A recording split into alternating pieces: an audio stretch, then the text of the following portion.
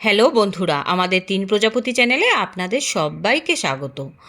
আজ আমি প্রথমেই এই বোতাম ফুলের গাছ থেকে শুকনো ফুলগুলো ছিঁড়ে নিলাম চারা বানানোর জন্য।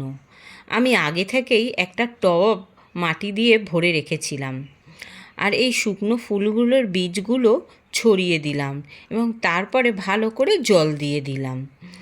এই গাছগুলোতে ভীষণ সুন্দর একটা ফুল ফোটে, আর কোনো মেনটেনেন্স তেমন বেশি লাগে না এই ফুল গাছগুলোর জন্য। তারপরে আমি বোগেনভেলিয়া গাছগুলোতে ফুল ফুটে গেছে এবং যাতে আরও বেশি ফুল ফোটে তার জন্য এই গাছগুলো প্রথমেই আমি এই ডালগুলো কেটে নেব একটা সুন্দর শেপ আনার জন্য। তারপরে গোড়ার মাটিটা সরিয়ে শিংকুচি, বন্ডাস, নিমখোল, এনপিকে 10-26-26 সঙ্গে একটু ভার্মি কম্পোস্ট মিশিয়ে গোড়ায় দিয়ে দেব। তারপর মাটি দিয়ে ঢেকে দেবো এবং এই যে ডালগুলো কেটে রেখেছিলাম সেই কাটা জায়গাটা একটু করে ফাঙ্গিসাইড লাগিয়ে দেবো। তারপরে অবশেষে ছাদটাকে একটু গুছিয়ে পরিষ্কার করে নেব, জল ঢেলে ঝাঁটা দিয়ে ভালো করে ধুয়ে নেব। ছাদ বাগানটা একটু পরিষ্কার করে রাখলে দেখবেন আপনাদেরও গাছগুলোও খুব ভালো থাকবেন।